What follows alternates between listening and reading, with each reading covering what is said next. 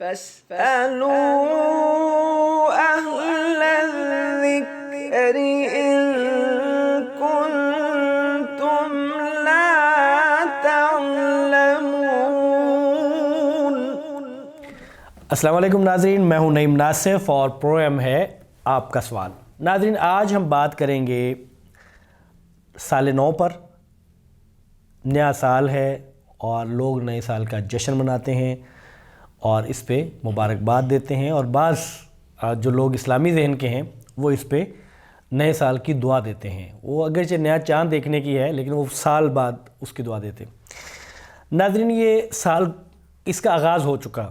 خیال یہ تھا کہ اس پہ ہم نے اپنے ناظرین کے لیے کچھ رہنمائی دینے کی کوشش کی، وہ ڈیلی پوسٹ کے ذریعے تھی، ہمارے فلرز کے ذریعے تھی، لیکن جو صورتحال بنی وہ ایسی ہولناک ہے کہ ہم نے یہ مناسب سمجھا کہ اس پہ پوری تفصیل کے ساتھ ایک پروگرام آنا چاہیے۔ تو ناظرین، آج کے پروگرام میں انشاءاللہ تعالی ہم اس میں باتیں کیا ہیں، کب اس کا آغاز ہوا، دنیا میں کیا ہوتا ہے، پاکستان میں کیا ہوتا ہے، اور کیا ایک مسلمان کے لیے اس کو جشن کے طور پہ لینا اور منانا یہ جائز ہے کہ نہیں ہے، ان تمام امور پر بات کریں گے۔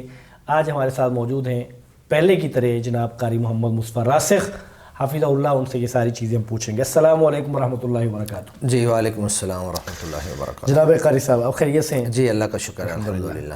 اچھا شریعت بتائیے، اب آپ کے سامنے ہے، آپ نے دیکھا لوگوں کو جشن مناتے ہوئے، اور وہ بیٹھ گئے ٹی وی کے سامنے، بعض لوگ پوائنٹس پہ پہنچے، اور مہینہ ختم ہونے سے 10-15 دن پہلے سے تیاریاں جاری تھیں کہ نئے سال کا جشن منانا ہے۔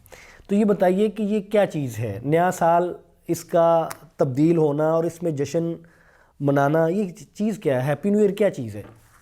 بسم اللہ الرحمن الرحیم۔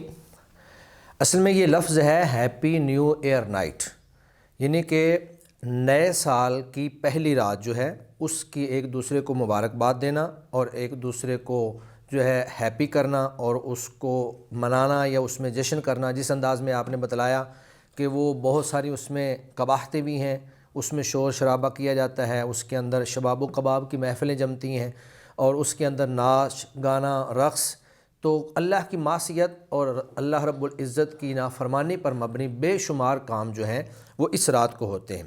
ہوتا یوں ہے کہ جو ہی پچھلے سال کی آخری گھڑی آتی ہے اور اگلے سال کی پہلی گھڑی آتی ہے رات 12 بجے تقریباً، تو اس وقت جو ہے لوگ جو ہے فائرنگ کرنا شروع کر دیتے ہیں، آتش بازی کرنا شروع کر دیتے ہیں، اور یہ جو منچلے نوجوان ہیں وہ ون ویلنگ کرتے ہوئے سڑکوں کے اوپر نکل جاتے ہیں، سلنسر انہوں نے اتارے ہوتے ہیں، اور شور شرابہ کرتے ہوئے وہ گویا کہ نئے سال کی خوشی اس انداز میں منا رہے ہوتے ہیں، جو کہ بالکل آوارگی کی ایک قسم ہوتی ہے۔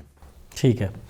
اچھا یہ بتائیے کہ یہ یعنی جب سے کہہ لیں کہ دنیا بنی تو ہم نہ کہیں، جب سے یہ جدید دنیا کو ہم دیکھ رہے ہیں، کہ یہ تہوار تب سے منایا جا رہا ہے؟ یہ تاریخی کیلنڈر جو ہے یہ تو چل رہا ہے، اور اس کی تاریخ جیسا کہ اگر 2020 ہے تو اس کا مطلب یہ ہے کہ 2020 سال جو ہیں اس کیلنڈر کو گزر چکے ہیں، لیکن اس کو باقاعدہ منایا جانا یہ پہلے ایسا نہیں تھا۔ اس کا آغاز ہوا ہے 19ویں صدی کے آغاز میں، شروع میں ہوا یوں کہ برطانوی نیوی کے نوجوان جو بحری جہازوں کے اوپر سمندر میں نکل جاتے تھے، اور کئی مہینے حتیٰ کہ کئی دفعہ ان کو سال بھی گزر جاتا، تو سمندر کے اندر رہنے کی وجہ سے وہ اکتا جاتے، ان کو تھکاوٹ سی محسوس ہوتی، تو ان کے ذہن میں یہ بات آئی کہ کیوں نہ ہم ایک دن ایسا رکھ لیں کہ جس دن ہم تفریح کے لیے باہر جو ہے ساحل سمندر پہ جایا کریں، اور ہم اپنی تفریح وغیرہ اور سیر و سیاحت کر کے دوبارہ سمندر میں آ جائیں تاکہ ہم کچھ تھوڑا سا فریش ہو جایا کریں۔ تو انہوں نے ایسے کیا کہ ایک دفعہ تو انہوں نے پروگرام یہ منا لیا، اب آگے سال نیا آ رہا تھا، تو ان کے ذہن میں یہ بات آئی کہ کیوں نہ ہم اس پروگرام کو سالانہ پروگرام میں ڈال دیں۔ تو انہوں نے اپنے کمانڈر سے بات کی کہ ہم سالانہ پروگرام میں اس کو ڈالنا چاہتے ہیں، تو کمانڈر نے کہا ٹھیک ہے، کوئی بات نہیں، آپ کر لیں۔ تو خیر وہ جب سال کا پہلا دن تھا، وہ اپنا جہاز ساحل پر لے کر آئے، اور باقاعدہ وہاں پہ انہوں نے ایک رقص و شباب کی اور شباب اور کباب کی محفل جمائی، اس میں طوائفوں کو اور فاحشہ عورتوں کو انہوں نے وہاں پر جمع کیا، اور اللہ رب العزت کی نافرمانی اور بغاوت پر مبنی جو کچھ ان سے ہو سکتا تھا انہوں نے کیا۔ تو انہوں نے اس کو ایک ریفریشمنٹ اور اپنی سیر اور تفریح کا نام دیا، اور پھر وہ سمندر کے اندر چلے گئے اگلے دن۔ اب وہ ان کا پروگرام اتنا معروف ہوا کہ یہ جو ہے ریفریشمنٹ اور نیو ایئر نائٹ جو ہے وہ جتنے بحری جہاز برطانوی نیوی کے وہاں چل رہے تھے یا دیگر ممالک کے سمندر کے اندر بحری جہاز موجود تھے، ان سب نے یہ پروگرام منانا شروع کر دیا۔ آہستہ آہستہ یہ پروگرام وہاں سے نکلا اور یورپ کی جو آبادی ہے وہاں پہ رائج ہو گیا۔ لوگوں نے اس رات کو منانا شروع کر دیا، پورے یورپ کے اندر، امریکہ کے اندر، برطانیہ کے اندر یہ پروگرام جو ہے منایا جانے لگا، حتیٰ کہ پھر آہستہ آہستہ اس کو سرکاری سرپرستی حاصل ہو گئی۔ اور آج صورتحال یہ ہے کہ پورا یورپ اور جتنے کرسچن کنٹریز ہیں اور جتنے غیر اسلامی ممالک ہیں، ان ممالک کے اندر اس پروگرام کو باقاعدہ سرکاری سطح پہ منایا جاتا ہے۔ اور یہی جو کچھ آپ بیان کر رہے ہیں یا ہمارے سامنے ہے، جس کے اندر رقص و سرور کی محفلیں ہوتی ہیں، شباب و کباب کی محفلیں ہوتی ہیں، اور پھر یہ ون ویلنگ ہوتی ہے، منچلے نوجوان جو ہیں وہ شور و غل کرنا شروع کر دیتے ہیں، تو اس کے بعد پھر یہ یورپ کے اندر پھیل گیا۔ اچھا، اس میں اب یہ بتائیے کہ یورپ میں تو چلیں ایک سمجھ آتی ہے کہ ان کو وہ چونکہ مذہب سے آزاد ہو گئے اور پھر خود سے تہوار بنانے اور ان کو منانا، لیکن مسلمان ان کو تو اسلام نے تہوار دیے ہیں، تفریح کے مواقع دیے ہیں، تفریح کے تہوار دیے ہیں۔ تو پاکستان جو ایک اسلامی ریاست ہے، یہاں یہ کیوں آیا، کیسے آیا، کب آیا؟ ابتدا میں تو اس کا آغاز جیسا کہ میں نے بتلایا کہ سمندر سے ہوا، جہازوں کے اوپر جو نوجوان فوجی رہتے تھے انہوں نے کیا، پھر ایسا ایسا یورپ میں پھیلا۔ 1980 تک یہ قباحتیں اور یہ پروگرام جو ہے صرف یورپ کے اندر ہی موجود تھا۔ 1980 کے بعد یہ ایسا ایسا بر صغیر میں داخل ہوا، اور پھر پاکستان کے اندر سب سے پہلی نیو ایئر نائٹ جو منائی گئی وہ کراچی کے اندر 1992 کے اندر منائی گئی۔ کراچی کے ایک 5 اسٹار ہوٹل کے اندر باقاعدہ اس پروگرام کی بہت ساری جو ہے مشہوری کی گئی۔ اس کے اندر جو بہت سارے امیر لوگ تھے ان کو، اسی طرح فنکاروں کو اور اداکاروں کو، تو اس طرز پہ چلنے والے جتنے لوگ ہیں یا اس میدان کے جتنے لوگ ہیں اور اس طبقے سے جو تعلق رکھنے والے لوگ ہیں، ان کو باقاعدہ اکٹھا کیا گیا اور بڑے زور و شور سے اس کو وہاں پر منایا گیا۔ اس کی اچھی خاصی مشہوری کی گئی تاکہ پاکستانی قوم کے اندر جو ہے یہ بھی پھیل جائے۔ اور جب یہ جنرل مشرف کے دور میں اس کو پاکستان کے اندر بہت اچھے طریقے سے اور بڑھا چڑھا کر اس کو پروموٹ کیا گیا، اور کوشش یہ کی گئی کہ ہر صوبائی دارالحکومت جو ہے لاہور کے اندر، پشاور کے اندر، کوئٹہ کے اندر، اس کو کراچی کے اندر اس کو پروموٹ کیا گیا اور اس کو زیادہ سے زیادہ لوگوں کے اندر عام کیا گیا۔ تو اس کے بعد پھر آہستہ آہستہ ہمارا جو نوجوان طبقہ ہے وہ تو پہلے ہی چاہتا ہے کہ ہمیں ایسے تہوار ملیں جن کے اندر ہم مادر پدر آزادی کا اظہار کر سکیں، ہم اپنے جو خبث باطن ہے اس کا اظہار کر سکیں۔ تو جب حکومت کی سرپرستی موجود تھی تو سر عام پھر چینل بھی سارے اس کو پروموٹ کر رہے تھے، تو اس کے بعد پھر یہ قباحت جو ہے یہ ہمارے ہاں پاکستان کے اندر عام ہو گئی اور اب یہ سر عام چل رہی ہے۔ نہیں، اس میں آپ کیا سمجھتے ہیں، اس میں کیا حرج ہے اگر ایک شخص یہ کہے کہ میں چونکہ نیا سال آ رہا ہے اور میں یہ سمجھتا ہوں کہ مجھے اللہ تعالیٰ نے ایک اور یعنی سال دیکھنے کا کہہ لیں کہ موقع دیا اور مجھے اس کی خوشی ہے جی، تو میں خوشی میں جشن منا رہا ہوں، تو آپ کیا سمجھتے ہیں یہ جائز نہیں ہے؟ آپ کا یہ سوال ماشاءاللہ بہت اچھا ہے۔ اس حوالے سے میں 2 چیزیں آپ کے سامنے پیش کروں گا۔ پہلی چیز تو یہ ہے کہ اسلام خوشی سے منع نہیں کرتا، خوشی کو حدود و قیود کے اندر رہ کر منانے کا حکم دیتا ہے۔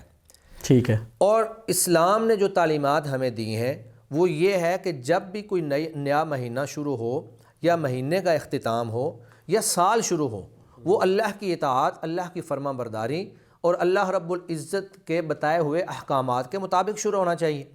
اب نبی مکرم صلی اللہ علیہ وسلم جب بھی کوئی مہینہ شروع ہوتا تو ہر مہینے کے شروع میں یہ دعا کیا کرتے تھے، اللهم أهله علينا بالأمن والإيمان والسلامة والإسلام ربي وربك اللہ، کہ یہ گویا کہ ایک دعا ہے۔ اللہ رب العزت سے ہم دعا کرتے ہیں کہ اے اللہ اس مہینے کو ہمارے لیے، اس چاند کو ہمارے لیے امن و امان، سلامتی اور اسلام کے ساتھ جو ہے ہمارے اوپر طلوع کر۔ اور اس کے بعد پھر گویا کہ چاند کو خطاب کرتے ہوئے کہتے ہیں کہ تیرا رب اور میرا رب ایک ہے۔ تو یہ بھی اللہ کی تعریف کے ساتھ مہینے کا ہم آغاز کر رہے ہیں۔ جب مہینے کا اختتام ہوتا ہے تو اس وقت بھی اللہ کے نبی صلی اللہ علیہ وسلم ایک دعا پڑھا کرتے تھے، اور وہ دعا ہے الحمد الذي أذهب بشهر كذا وجاء بشهر كذا، کہ تمام تعریفیں اس اللہ کے لیے ہیں جس اللہ رب العزت نے یہ مہینہ ختم کر دیا اور یہ نیا مہینہ وہ لے آیا۔ تو گویا کہ اسلام جو ہے کسی مہینے کا آغاز ہو یا کسی سال کا آغاز ہو، جب سال کا آغاز ہوگا واضح بات ہے وہ مہینے کا بھی آغاز ہوگا۔ تو اللہ رب العزت ہمیں اپنی اطاعت اور فرما برداری کے اندر مہینوں یا دنوں کا آغاز یا مہینوں کا آغاز یا سالوں کا آغاز جو ہے اس کا حکم دیتے ہیں۔ لیکن اس میں ایک چیز ہے کہ جب وہ سال کا ہوتا ہے نا آغاز، تو ضروری نہیں کہ وہ نئے چاند والے مہینے کے ساتھ آغاز ہو جی، اس کے تو ماہ و سال یا کہہ لیں ایام و ماہ جو ہے وہ مختلف ہے نا۔ یہاں تو یہ جو دعا آپ نے بتائی یہ تو لگتا یوں ہے کہ یہ تو چاند کے ساتھ ہے نا اسلامی مہینے۔ جی وہ میں یہ میں نے آپ کو کہا تھا کہ میں نے آپ کو دو چیزیں واضح کرنی ہیں۔ ٹھیک ہے۔ دوسری بات یہ ہے کہ اللہ کے نبی صلی اللہ علیہ وسلم سے ایک دعا جو ہے وہ سال کے شروع میں بھی پڑھنے کے حوالے سے ثابت ہے، اگرچہ اس کی ایک سند ضعیف ہے لیکن دوسری سند جو ہے اس کو اگر ساتھ ملا لیا جائے جو اس کی تابع ہے تو وہ حسن درجے کی روایت بن جاتی ہے۔ اس میں اللہ کے نبی صلی اللہ علیہ وسلم یہ دعا کیا کرتے تھے، اللهم أدخله علينا بالأمن والإيمان والسلامة والإسلام ورضوان من الرحمن وجوار من الشیطان، کہ اے اللہ اس سال کو ہمارے اوپر امن و امان، اسلام اور سلامتی کے ساتھ داخل فرما، جس میں ہمیں اللہ کی رضا مندی حاصل ہو اور شیطان سے حفاظت ہو، یعنی ہم شیطان سے محفوظ رہیں۔ یہ دعا بھی اللہ کے نبی سے ثابت ہے۔ تو میں اصل میں بتانا یہ چاہتا تھا، اور یہ اس دعا میں الفاظ ہیں کہ یہ سال کے آغاز میں آپ صلی اللہ علیہ وسلم یہ پڑھتے یا پڑھنے کا حکم دیا؟ اس میں الفاظ یہ ہیں کہ اللہ کے نبی مہینے یا سال دونوں الفاظ روایت کے اندر موجود ہیں کہ ابتدائے سال ہوتا تھا یا ابتدائے شہر مہینہ ہوتا تھا، تو یہ گویا کہ سال کے شروع میں آپ اس کو کہہ سکتے ہیں۔ تو یہ اللہ کے نبی دعا پڑھا کرتے تھے۔ تو جب اللہ کے نبی صلی اللہ علیہ وآلہ وسلم نے ہمیں یہ سارا طریقہ بتلا دیا ہے کہ آپ نے کسی دن کا آغاز وہ بھی اللہ کی تعریف سے، ہم صبح فجر کی نماز پڑھتے ہیں یا بعض لوگوں کو اللہ توفیق دیتا ہے تو وہ تہجد کی نماز پڑھتے ہیں، ہمارے دن کا آغاز بھی اللہ کی تعریف سے، ہمارے مہینے کا آغاز بھی اللہ کی تعریف سے، ہمارے سال کا آغاز بھی اللہ کی تعریف سے، اور پھر دن کا اختتام بھی اللہ کی تعریف پہ، اللہ کی عبادت میں، اسی طرح مہینے کا اختتام بھی اللہ کی تعریف اور اللہ کی عبادت میں، اور اسی طرح سال کا اختتام بھی اللہ کی تعریف اور اللہ کی عبادت میں۔ یہ تو ہے ایک بات کہ ہم نے خوشی منانی ہے لیکن حدود و قیود کو سامنے رکھ کر۔ دوسری بات جو آپ نے یہ کی ہے کہ یہ شاید سال مطلب کہ چاند کے ساتھ منسلک ہیں روایات۔ اس وقت دنیا کے اندر بے شمار کیلنڈر چل رہے ہیں، ان میں سے ایک کیلنڈر ہے جس کو انگریزی کیلنڈر کہا جاتا ہے، اور ایک کیلنڈر ہے جس کو عربی کیلنڈر کہتے ہیں یا اسلامی کیلنڈر آپ کہہ لیں۔ بے شک اور کئی کیلنڈر بھی ہیں، بیساکھی کیلنڈر بھی ہے جیسے یہ بیساکھ، جیٹھ، ہار، ساون، بھادوں وغیرہ، اور اس کے علاوہ بھی کئی کیلنڈر موجود ہیں۔ تو اصل بات یہ ہے کہ جب بھی آپ کوئی کیلنڈر اپناتے ہیں وہ کیلنڈر اس کیلنڈر کو بنانے والوں کی پوری تہذیب اور پوری ثقافت کو اپنے ساتھ لے کے آتا ہے، اکیلا نہیں آتا ہے۔ جب آپ نے جنوری، فروری، مارچ یہ سارے نام یاد کیے تو یہ جنوری کیا ہے؟ یہ ایک دیوی کا نام ہے۔ فیبروری کیا ہے؟ یہ بھی ایک دیوی کا نام ہے۔ مئی کیا ہے؟ یہ بھی ایک دیوی کا نام ہے۔ پھر انہوں نے جو دنوں کے نام رکھے ہوئے ہیں، سنڈے، یہ سنڈے جس کو ہم کہتے ہیں یہ اصل میں ہے سن ڈے یا مون ڈے، مطلب کہ چاند کا دن یا سورج کا دن۔ جو چاند، سورج اور ستاروں کی پوجا کرتے ہیں انہوں نے دنوں کے نام جو ہیں وہ ان لوگوں کے اور ان چیزوں کے ساتھ جو ان کے معبودان باطلہ ہیں ان کے نام پر انہوں نے ان کے نام رکھ دیے ہیں۔ تو جب ہم انگریزی کیلنڈر کو اپنے پاس نافذ کریں گے تو وہ اپنی پوری تہذیب اپنے ساتھ لے کے آئے گا۔ مہینوں کے ناموں کے اندر شرک موجود ہے، دنوں کے ناموں کے اندر شرک موجود ہے۔ پھر اس کیلنڈر میں آپ کو 25 دسمبر کو کرسمس نظر آئے گی، 1 جنوری کو آپ کو نیو ایئر نائٹ نظر آئے گی، پھر آگے 14 فروری کو ویلنٹائن ڈے جو ہے وہ نظر آئے گا۔ تو گویا کہ جب آپ تاریخ کو دیکھ رہے ہوتے ہیں اور ہر تاریخ کے ساتھ ان کی ثقافت کا کوئی نہ کوئی تہوار یا کوئی نہ کوئی پروگرام اس کے ساتھ منسلک ہوتا ہے تو فوراً ہی آٹومیٹکلی آپ کے ذہن میں آ جاتا ہے جی اچھا آج 1 جنوری ہے، اچھا یہ نیو ایئر نائٹ اس کے ساتھ ہے، جی آج 25 دسمبر ہے، اس کے ساتھ کرسمس جو ہے وہ منسلک ہے۔ تو یہ کیلنڈر ہے انگریزی۔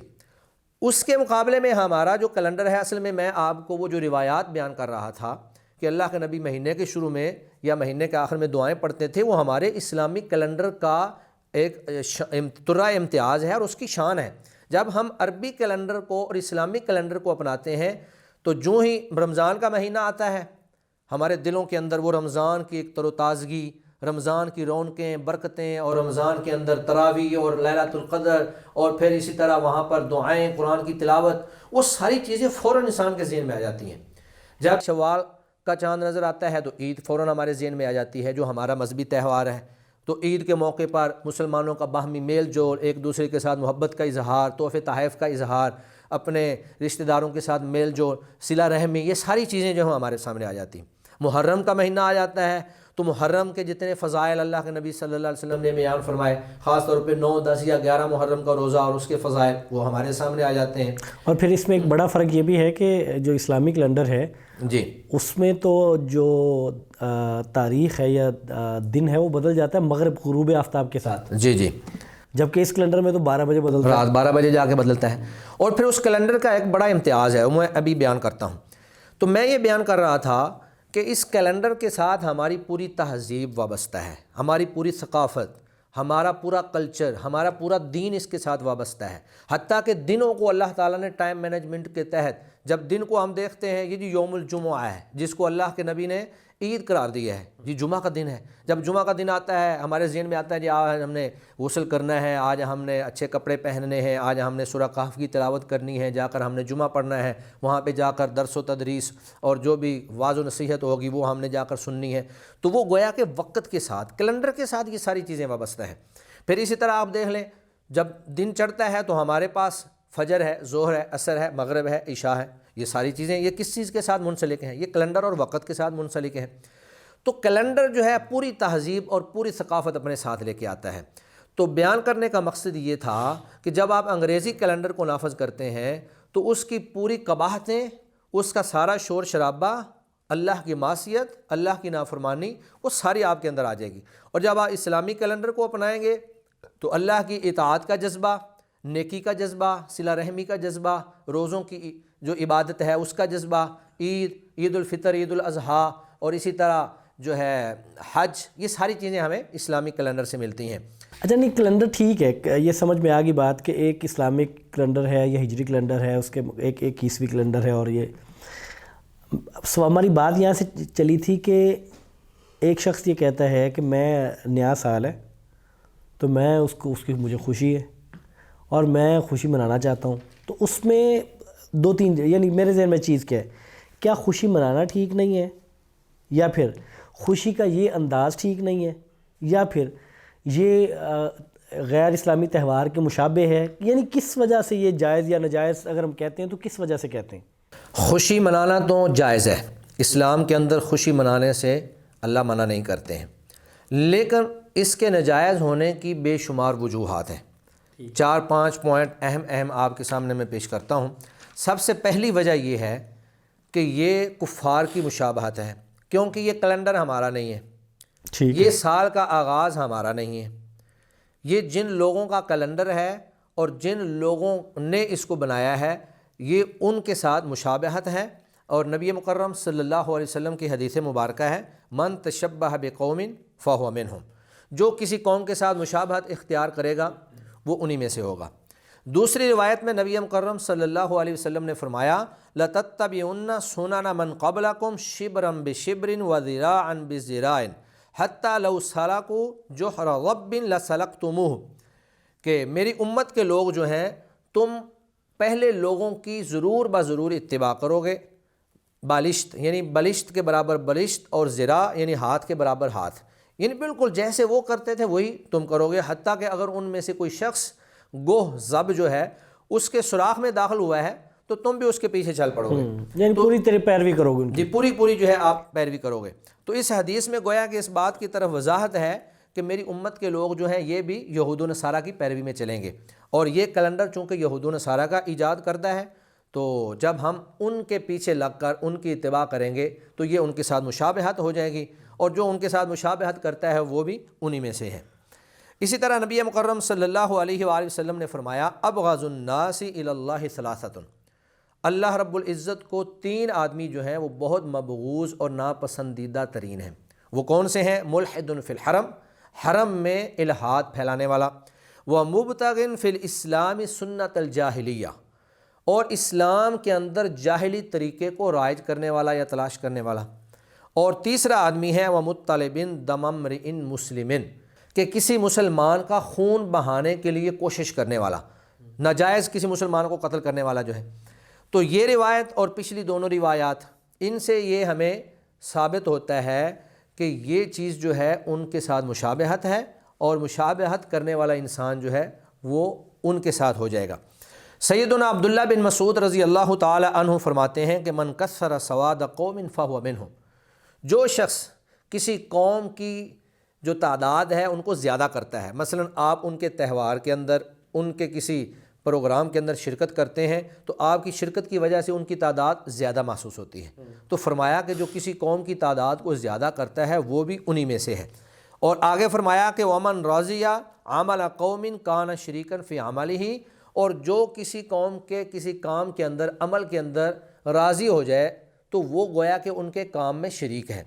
تو اسی طرح اللہ رب العزت نے ہمارے لیے ہمارے راستے واضح کر دیے ہیں۔ قرآن مجید کے اندر اللہ فرماتے ہیں وَأَنَّ هَٰذِهِ صِرَاطِي مُسْتَقِيمًا فَاتَّبِعُوهُ، یہ میرا سیدھا رستہ ہے، تم اس کی پیروی کرو۔ وَلَا تَتَّبِعُوا السُّبُلَ فَتَفَرَّقَ بِكُمْ عَن سَبِيلِهِ، اور تم جو دیگر متفرق رستے ہیں ان کے اوپر نہ چلو ورنہ وہ تمہیں حق سے اور سیدھے رستے سے دور لے جائیں گے۔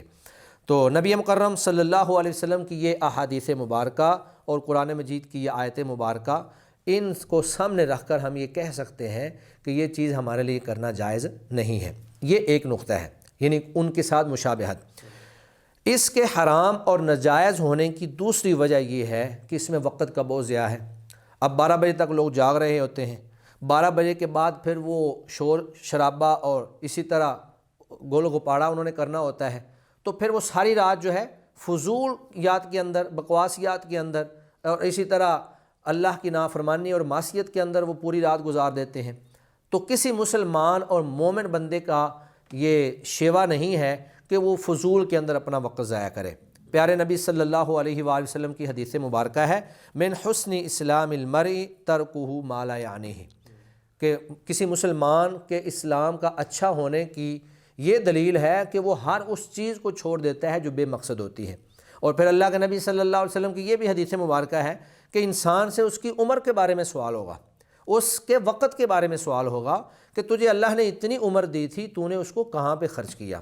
تجھے اللہ نے اتنا وقت عطا کیا تھا، تو نے اس کو کہاں پہ گنوا دیا؟ اور جس طرح کہ حدیث معروف ہے نعمتان مغبون فیہما کثیر من الناس الصحۃ والفراغ، کہ دو نعمتیں ایسی ہیں جن کی لوگ بہت زیادہ ناقدری کرتے ہیں۔ ایک کیا ہے؟ صحت، اور دوسری وقت، فرصت جو اللہ تعالیٰ نے آپ کو عطا کیا ہوا ہے۔ تو کوئی بھی مومن جو ہے اس کی شان کے یہ لائق نہیں ہے کہ وہ اپنا وقت فضول کے اندر لا یعنی بے مقصد جو ہے اس کو وقت کو گزارے، یا اس کو اللہ کی نافرمانی اور بغاوت کے اندر گزارے۔ تو یہ دوسرا نقطہ ہو گیا۔ وقت کی اہمیت کو اجاگر کرتے ہوئے سیدنا عبداللہ بن مسعود رضی اللہ تعالی عنہ کا ایک اثر ہے، فرماتے ہیں کہ میں کسی چیز پر اتنا نادم نہیں ہوتا جتنا میں اس دن پر نادم ہوتا ہوں جو میرا دن گزر جائے اور اس دن کے اندر میں نے کوئی عمل نہ کیا ہو۔ یہ سیدنا عبداللہ بن مسعود رضی اللہ تعالی عنہ کا اثر ہے۔ اسی طرح حضرت حسن بصری رحمہ اللہ فرماتے ہیں کہ اے ابن آدم، تو ایام کا مجموعہ ہے، جب ان میں سے ایک دن گزر جائے تو یہ سمجھ لے کہ تیری زندگی کا ایک حصہ جو ہے وہ گزر گیا ہے۔ اسی طرح سیدنا علی رضی اللہ تعالی عنہ فرماتے ہیں کہ یہ ایام جو ہے یہ تمہاری عمروں کے صحیفے ہیں، ان صحیفوں کو تم اپنے نیک اعمال سے خوبصورتی عطا کرو۔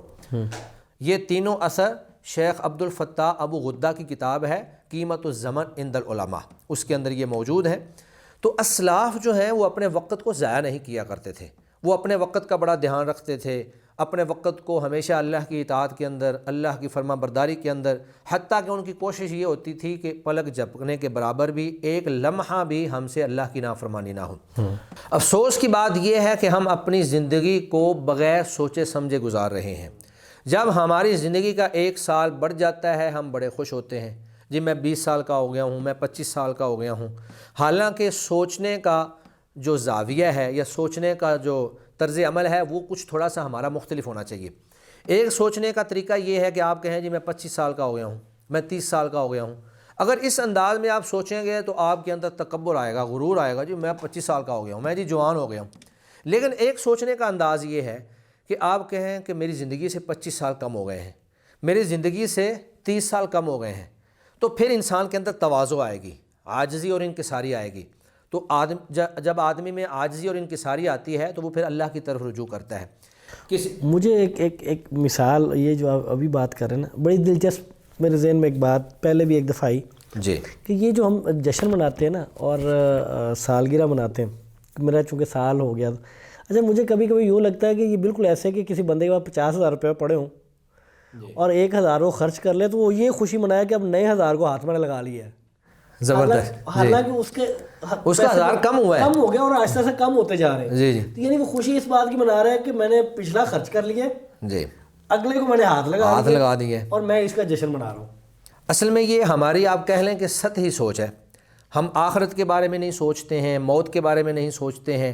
جب انسان موت کو یاد رکھتا ہے، قبر کو یاد رکھتا ہے، آخرت کو یاد رکھتا ہے، تو میں نہیں سمجھتا کہ وہ کبھی اس زاویے پہ یا اس انداز میں سوچے گا. تو سوچ مطلب خوشی کس بات کی ہے؟ کیا اس بات کی خوشی ہے کہ آپ کی زندگی کا 1 سال کم ہو گیا ہے؟ کیا اس بات کی خوشی ہے کہ اس سال پچھلے سال میں نے اتنے گناہ کیے تھے؟ کیا اس سال کی خوشی ہے کہ پچھلے سال جو ہے اتنے مسلمانوں کو شہید کیا گیا اور اتنے مسلمان ممالک کے اوپر قبضے کیے گئے؟ اس بات کی خوشی منا رہے ہیں. میں کہتا ہوں یہ ایک اس انداز سے بھی سوچے نا تو بھی یہ خوشی کا ایک انداز ہو سکتا ہے. اب نئے سال میں خوشی آپ کو یعنی اس بات کی اب خوشی کہ اللہ میں نے اتنے گناہ کیے، تو نے مجھے موقع دے دیا کہ میں توبہ کر لوں. جی میری موت واقع نہیں ہو گئی، میرے پاس یہ وقت ہے کہ میں توبہ کر لوں، میں تیری طرف رجوع کر لوں. جی جی یعنی اس بات کی تو پھر بندہ اور لیکن اگر نیت یہ ہو تو پھر وہ آتش بازی تو نہیں کرتا، نہ وہ شرابیں پیتا، پھر وہ تو جھک جاتا ہے. اصل میں انداز جب دوسرے انداز پہ آدمی سوچتا ہے نا کہ میری زندگی سے 1 سال کم ہو گیا ہے، پھر اس کے اندر عاجزی اور جب تواضع آتی ہے تو وہ سوچتا ہے کہ پچھلے سال میں نے اتنے گناہ کیے ہیں، اگلے سال میں اپنی اصلاح کروں گا. پچھلے سال مجھ سے فلاں نیکیاں رہ گئی تھیں، اگلے سال میں وہ نیکیاں کروں گا. میں جی اتنی قرآن مجید کی تلاوت کروں گا، میں نوافل کا اہتمام کروں گا، نمازوں کی پابندی کروں گا، صدقہ و خیرات کروں گا، جو بھی نیکیاں ہو سکتی ہیں وہ ساری کروں گا. یا یہ بھی سوچتا ہے کہ اب میری موت تو قریب آتی چلی جا رہی ہے تو مجھے موت کے لیے تیاری کرنی چاہیے.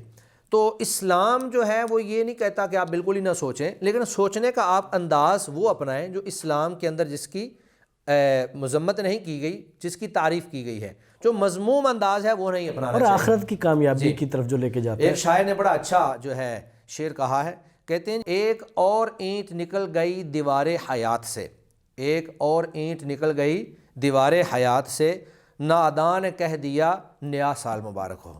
بھی آپ کی زندگی کی جو دیوار تھی اس میں سے ایک اینٹ نکل گئی ہے تو آپ کہہ رہے ہیں جی آپ کو نیا سال مبارک ہو. اسی طرح ایک شاعر کہتے ہیں غافل تجھے گھڑیال یہ دیتا ہے منادی، غافل تجھے گھڑیال یہ دیتا ہے منادی، گردوں نے گھڑی عمر کی ایک اور گھٹا دی. تو یہ تو ہمارا جو زندگی کا ایک سلسلہ ہے، یہ آپ سمجھیں کہ جیسے برف کا بلاق ہے اور مسلسل پگھلتا چلا جا رہا ہے، ختم ہوتا چلا جا رہا ہے. تو آپ کہہ رہے ہیں کہ اس کے ناجائز ہونے میں ایک بنیادی وجہ وہ تشبہ ہے. جی، ایک تشبہ بالکفار ہے، دوسرا وقت کا ضیاع ہے، اور تیسرا جو ہے فضول خرچی ہے، اسراف ہے. آپ نے بتایا، آپ خود ہی بات کر رہے تھے کہ یہ لوگ جو ہیں وہ مہینہ پہلے جو ہیں ہوٹلوں کے اندر بکنگ کرواتے ہیں، شراب و کباب کی محفلیں جمتی ہیں، وہاں پہ شباب بھی ہوتا ہے اور ساتھ شراب بھی ہوتی ہے، اور پھر یہ جو فائرنگ کی جاتی ہے اور مہنگی آتش بازی. بلکہ میں نام نہیں لیتا، کئی ایک جو یہ ہاؤسنگ سوسائٹیز ہیں انہوں نے باقاعدہ پلاننگ کے تحت اجازت لے کر جو ہے نا بہت بڑی آتش بازی کی ہے اور لوگوں کو دعوت دی ہے جی آپ آئیں اور دیکھیں. سب سے اچھا جشن ہمارے یہاں سب سے اچھا جشن ہمارے یہاں ہو رہا ہے. تو افسوس کی بات یہ ہے کاش کہ یہ کوئی دینی تہوار منا لیتے. اچھا شیخ، یہ جو ہے نا یعنی جو ہم بات کر رہے ہیں اسراف کی اور فضول خرچی کی، تو یہاں ایک اور بات یہ بھی ہے کہ جب وہ قربانی کے ایام آتے ہیں تو وہ ہم سب کو یاد آ جاتا ہے کہ وہ اتنی شادیاں ہو سکتی ہیں غرباء کی اگر یہ قربانیاں نہ کریں. یہ سال میں جب حج پہ لوگ جاتے ہیں تو ہم فگر بتاتے ہیں کہ وہ اتنے ارب روپیہ بنتا ہے، اگر یہ نہ جائیں تو اتنے ہزاروں کی. تو یعنی یہ اچھا وہاں اللہ کی رضامندی ہے، وہاں قربانی میں بھی اللہ کی رضامندی ہے، حج میں بھی اللہ کی رضامندی ہے. یہاں تو کسی کی کوئی رضامندی نہیں ہے، یہاں تو اللہ کی ناراضی ہے. جی، تو یہاں آپ اللہ کو بھی ناراض کر رہے ہیں، تو اللہ کو ناراض کرنے میں پیسہ خرچ کر رہے ہیں، لیکن یہ پیسہ اٹھا کے آپ شادیاں یہاں نہیں کرتے غرباء کی. وہاں جب نیکی کا کام آتا ہے تو پھر آپ کو یاد آ جاتا ہے کہ اوہو یہاں تو یہ تو اتنے بیٹیوں کی شادی ہو سکتی تھی. تو یہ بھی ایک زاویہ ہے نا. دراصل بات یہ ہے کہ یہ ایک مخصوص طبقہ ہے اور اس کا کام ہی یہ ہے کہ اسلام اور شاعر اسلام کے اوپر تان کرتے رہنا، اس کا استخفاف کرتے رہنا، اس کا مذاق اڑاتے رہنا، اس میں دو چیزیں ہیں۔ ایک بات تو یہ ہے کہ حج پہ کہیں گے یا قربانی پہ کہیں گے کہ آپ وہاں پہ خرچ نہ کریں بلکہ یہاں پہ کسی غریب کی مدد کر دیں، کسی غریب بچی کی جو ہے شادی کروا دیں۔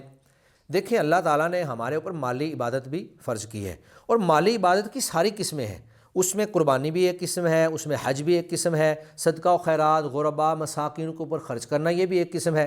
اب آپ یہ کریں کہ ساری قسموں کو محدود کر کے ایک قسم کے اندر آپ بند کر دیں، تو یہ شریعت کے جو تقاضے ہیں، جو شریعت کا مقصود ہے، اس کے سری خلاف ورزی ہے۔ ایک بات تو یہ ہے۔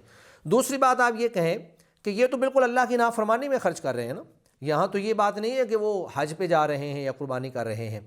تو بندوں کی دو قسمیں ہیں، بعض ہیں عباد الرحمن اور بعض ہیں عباد الشیطان۔ جو عباد الرحمن ہیں وہ وہاں پہ خرچ کرتے ہیں جہاں اللہ تعالیٰ نے حکم دیا ہے۔ تو یہ جو عباد الشیطان ہیں، انہوں نے اللہ کے حکم پہ خرچ نہیں کرنا ہوتا، انہوں نے شیطان کے حکم پہ خرچ کرنا ہوتا ہے۔ انہوں نے ہر غلط کام پہ خرچ کرنا ہے، انہوں نے ہر اللہ کی نافرمانی پہ خرچ کرنا ہے، اللہ کی بغاوت پہ خرچ کرنا ہے۔ تو دراصل بات یہ ہے کہ یہ ایک تفریق ہو گئی ہے کہ آپ عباد الرحمن بننا چاہتے ہیں یا آپ عباد الشیطان بننا چاہتے ہیں۔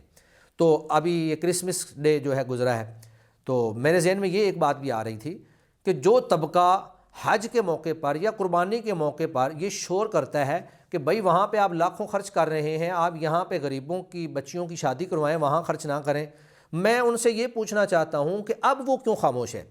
کرسمس پہ بھی بڑا خرچ ہوتا ہے، بڑے بڑے کیک کاٹے جاتے ہیں، وہ جو کرسمس ٹری ہوتا ہے اس پہ بڑا خرچ ہوتا ہے، چراغاں کیا جاتا ہے، اگرچہ ہمارے ہاں تو زیادہ نہیں ہے لیکن یورپ میں بہت زیادہ ہے، چونکہ ہمارے ہاں کرسچن جو ہیں ان کی تعداد ہی کم ہے۔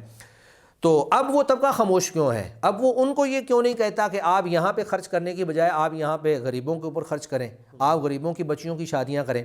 تو دراصل یہ وہ ترغیب نہیں دے رہے ہوتے، وہ دراصل توہین کر رہے ہوتے ہیں، استخفاف کر رہے ہوتے ہیں، طعن اور تنقید کر رہے ہوتے ہیں۔ یہ ان کا قطعاً مقصد نہیں ہوتا ہے کہ یہ زیادہ افضل ہے یا وہ کم افضل ہے یا یہاں پہ آپ کو زیادہ ثواب ملے گا، نیکی کی ترغیب نہیں ہے۔ اصل چیز یہ ہے کہ وہ اسلام کا مذاق اڑا رہے ہوتے ہیں۔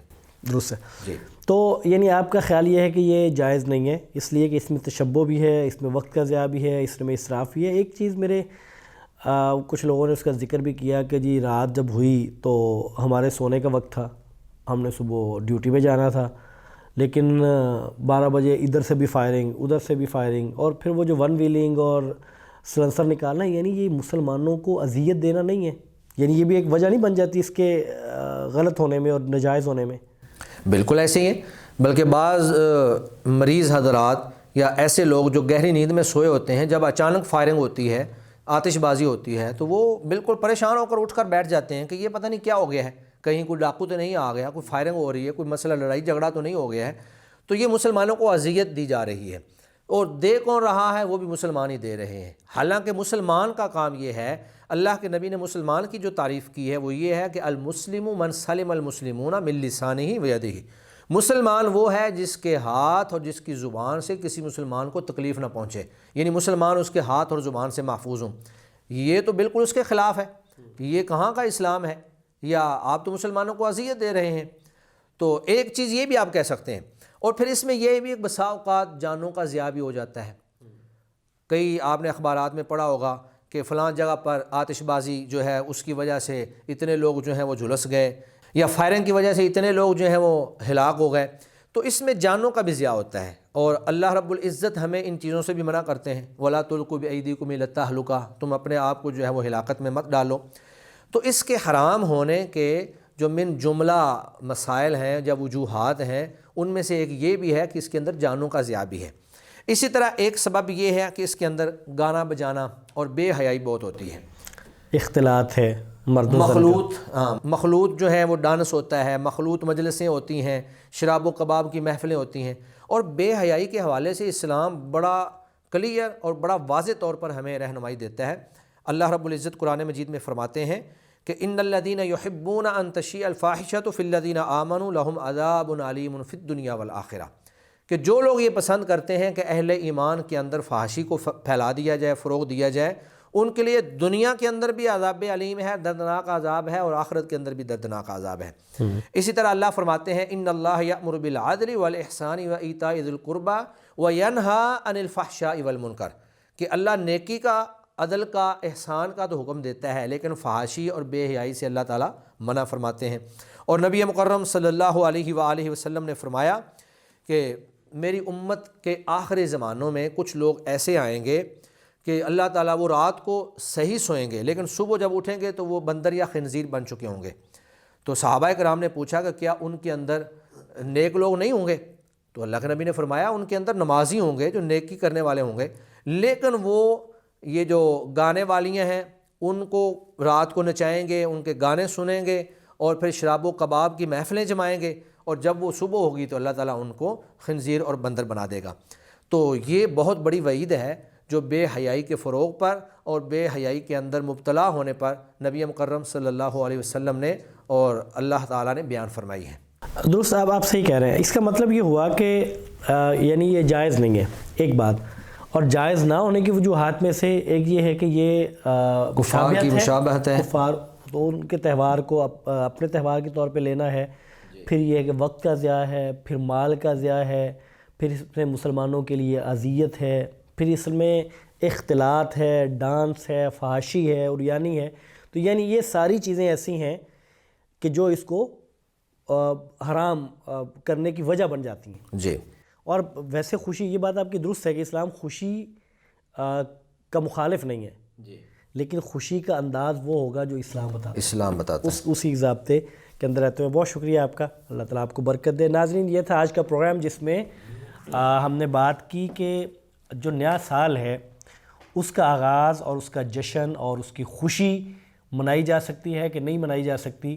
اصل میں ہمارا مسئلہ اور ہے، مسئلہ یہ ہے کہ ہم اسلام کو بطور پیکیج کے نہیں لیتے، ہم اس کو مکمل نہیں لیتے، ہم چوز کرتے ہیں جو چیز ہمیں اچھی لگتی ہے، جو ہمارے طبیعت پر بھاری نہیں ہوتی، جس سے ہماری طبیعت کو سکون ملتا ہے، ہمارے جذبات کو تسکین ملتی، وہ ہم لے لیتے ہیں، اور جو بھاری ہوتی ہے اس کو ہم چھوڑ دیتے ہیں۔ اور پھر ہم بجائے اس کے کہ ہم یہ کہیں کہ یہ غلطی ہے، میں رجوع کروں گا، ہم اس کے بہانے ڈھونڈتے ہیں، ہم اس کی تعویلیں کرتے ہیں، ہم وجوہات ڈھونڈتے ہیں کہ یہ کیسے ٹھیک ہے، اور جو بندہ اس کو ٹھیک نہیں کہتا اس کو تانے دیتے ہیں تاکہ وہ ہمیں غلط کہنے سے باز آ جائے۔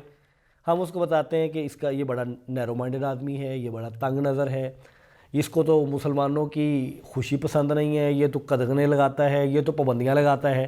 یعنی بجائے اس کے، اور پھر مزے کی بات یہ ہے کہ وہ بھی ہم، چونکہ پابندی کوئی کسی بندے نے نہیں لگائی، کسی طبقے نے نہیں لگائی، پابندی کس نے لگائی ہے؟ قرآن مجید آپ کے سامنے ہے، آپ صلی اللہ علیہ وسلم کے فرامین آپ کے سامنے، پابندی تو لگانے والے ہیں اللہ تعالیٰ اور اس کے رسول۔ ہم براہ راست تو کہہ نہیں سکتے، لیکن چھوڑنا بھی نہیں چاہتے، تو پھر ہم بیچ میں لے آتے ہیں ایک طبقے کو، ایک مولوی صاحب کو، ایک مفتی صاحب کو، ہم اس کے سر پہ کہ یہ ہمیں خوش نہیں دیکھنا چاہتا۔ تو حضرات گرامی قدر، مولوی صاحب آپ کو خوش دیکھنا چاہتے ہیں، اصل میں وہ آپ کو اس طرح خوش دیکھنا چاہتے ہیں کہ آپ اس دنیا میں بھی خوش رہیں، اور جب آخرت میں اللہ کے ہاں پیش ہوں تو اس وقت بھی آپ خوش رہیں۔ آپ محدود خوشی دیکھنا چاہتے ہیں، مولوی صاحب آپ کی خوشی مستقل اور آخرت تک کی جو بڑی ہوئی خوشی ہے وہ دیکھنا چاہتا ہے۔ اس لیے میری دعا ہے اپنے لیے، احباب کے لیے، تمام مسلمانوں کے لیے کہ اللہ تعالیٰ ہمیں وہ خوشیاں نصیب فرمائے جو حقیقی خوشیاں ہیں اور جو آخرت کی صورت میں ہمیں میسر آئیں گی انشاءاللہ تعالیٰ۔ یہ دنیا کی خوشی یہ عارضی ہے، لیکن اسلام نے اس سے بھی منع نہیں کیا۔ اسلام کا اپنا ضابطہ ہے، اسلام کی حدود بندی ہے، اور ہر ادارے کی، ہر ریاست کی حدود بندی ہوتی ہے، ضابطے ہوتے ہیں، اسلام کے بھی ضابطے ہیں۔ اسلام چاہتا یہ ہے کہ ان ضابطوں سے باہر نہ نکلا جائے۔ تو باہر صورت خوشی ہے، وہ منائی جا سکتی ہے، اور اس کی شرائط یہ ہیں جن کا ہم نے پروگرام میں ذکر کیا کہ وہ مشابہت نہ ہو، اور اس میں اذیت نہ ہو، اس میں اسراف نہ ہو، اس میں اختلاط نہ ہو، اور اس میں وقت کا ضیاع، فحاشی اور عریانی نہ ہو۔ ہمیں دیجیے اجازت۔ السلام علیکم ورحمۃ اللہ وبرکاتہ۔